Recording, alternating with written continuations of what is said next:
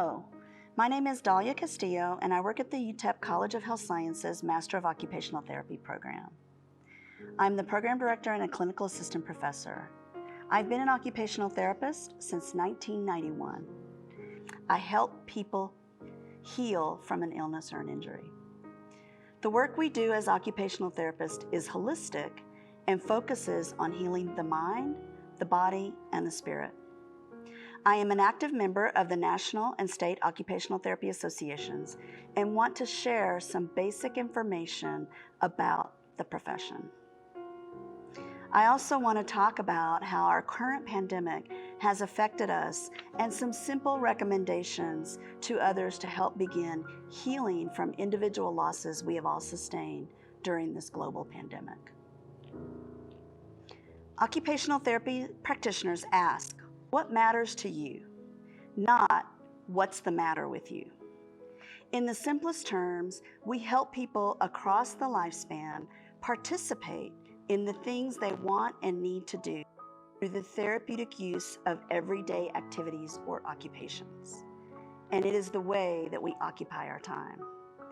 Common occupational therapy interventions include helping children with disabilities to participate fully in school and social situations, helping people recovering from injury or illness to regain the skills they need for everyday life, and providing supports for older adults experiencing physical and cognitive declines. Occupational therapy practitioners have a holistic perspective in which the focus is on adapting to the environment to fit the person, and the person is an integral part of the therapy team. Before the global pandemic, if we as occupational therapists asked a person, what matters to you? The answers would typically have been family, friends, a job, doing the things that they love to do during their free time.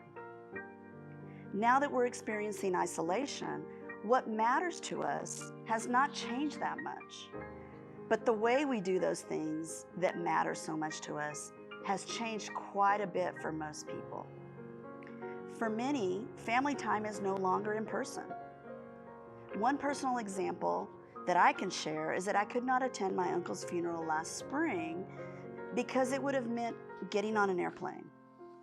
Not knowing the virus and how it might affect me or those that I love, and thinking about my own health and the well-being of myself, my family, and our most vulnerable loved ones kept many of us from leaving our houses.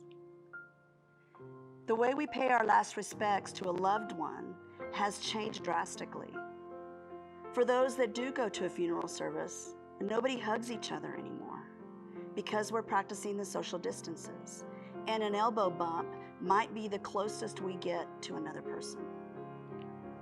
Happy celebrations such as birthdays and graduations are done in isolation, they're done virtually, or maybe not at all. Instead of sitting down and talking to one another at a party, we wave at each other virtually on a screen where only one person talks at a time. Or we participate in a new thing that's a car parade of horn honking to celebrate that person in that event. All of these things help us to connect somewhat, but there's no real human interaction.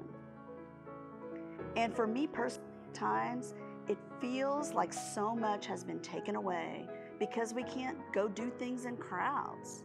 We can't go to the movies, or to a play, or an art museum, or a musical concert.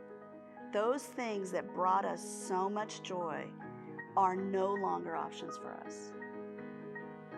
I teach occupational therapy students to talk to their clients and determine what is most meaningful to them in their daily lives by asking them what matters the most.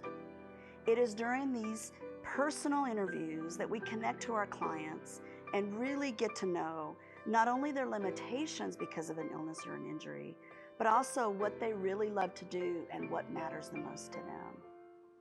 With these personal connections, we are better able to help them heal those things that matter the most to them. We might help someone to relearn to brush their teeth again, or gain the strength to stand up at the sink long enough to brush their teeth.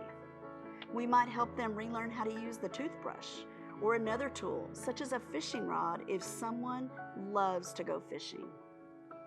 If they're not able to do a particular task, we might teach a caregiver or a loved one to do it for them, while at the same time encouraging the client to do as much of the task for themselves, with the long-term goal of becoming more independent as healing continues. Because we are a profession that provides holistic and client-centered approaches to every single client we see, we might reteach them to brush their teeth, like in the earlier example, but we also find out how they feel about their loss of the independence with the task. Most people find it very easy to talk about the physical pain they are experiencing because of an illness or an injury.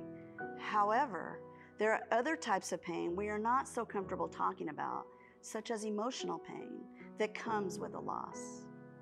The loss of independence is so difficult to overcome for most after an injury. And today, people are losing their jobs, and the inability to provide for their families after losing that job has had a profound impact on how we deal with day-to-day situations. Also, many people are experiencing the deep pain of losing someone they cherish. These losses can often lead to the inability to do things that once really mattered so much to us. They can be challenging to overcome, and everyone has a different way of coping. As occupational therapists, we will ask about the physical pain and listen for underlying emotional pain that the person may be experiencing. We want to help each person regain as much of the physical abilities and be able to access those things that are most important to them. And at the same time, we want to adapt the processes or the tools so that they can access those things that they love to do. At the same time, we have to help the person acknowledge and assist with whatever losses they may be experiencing that are not always so apparent or easy to talk about.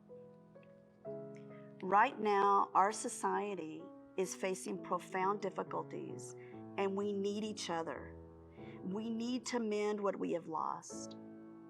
Social isolation keeps people from doing those things with other people that matter the most to them.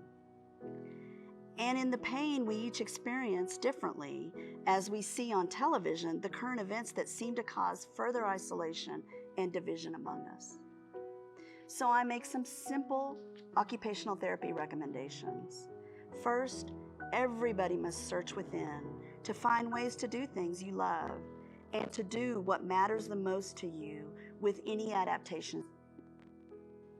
We must also find ways to connect with other people because we all need human connections. Next, we must seek out ways to balance our daily routines and try to make them fun. Playing some music or dancing as we do our chores is one example. Every day we must do something we consider to be fun, and we must make this a priority. The radio is a great example, and music can change our moods. So listen to your favorite radio station, listen to your favorite music, and remember, there are many classical tunes that can be very calming to us when we're in deep turmoil. Next, laugh every day. Look for the humor and find uplifting things that remind you to look for the humor in everything. Everything that's happening around us, you can find humorous things pretty easily. Finally, go for a walk, spend time outdoors, or if you can't do those things, open a window and let the fresh air fill your home.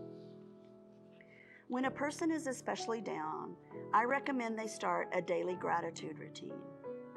As simple as writing 3 things down that you are grateful for.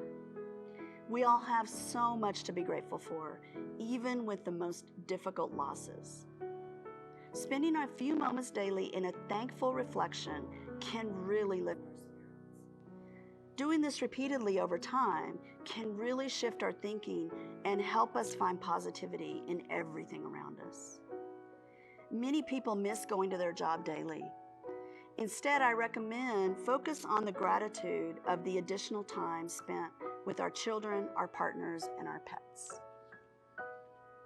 I often say to others, we are more alike than we are different.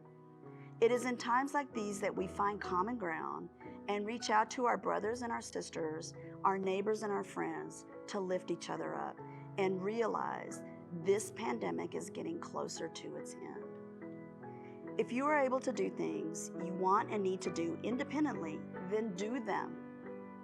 If you're not able to do those things that are most meaningful to you, do as much as you can or find a different way to do them.